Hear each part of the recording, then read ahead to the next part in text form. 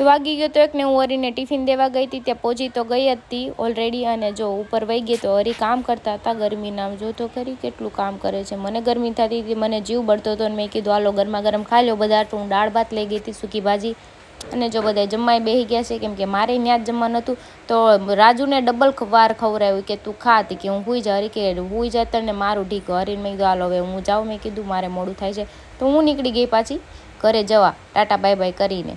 અને ઘરે આવી તો ગટુભાઈ નાનો ફોન હતો, એ કે મમ્મા હું તો એ કે પાપાને ફોન કરું છું. લ્યો નાની એને હાટું ફોન લાવી હતી, ટાવર નહોતો આવતો હતો, તો ફોન ઊંચો કરે કે આમાં ટાવર નથી આવતો. એને એ ખબર પડે. મમ્મી શરબત બનાવ્યું હતું, ચેસ કર્યા વગર તો પીવે જ નહીં. બોલો છે કોઈ આવું? અને કે હાલી કે આપણે હનાન દાદા પાસે જવું છે. મને કે સવારમાં તો ગઈ હતી, પાછી મને લઈને ગઈ. તો અમે પહોંચી ગયા લટુરિયા હનુમાન દાદાના મંદિરે, કેમ કે મારા ઘરની નજીક જ છે.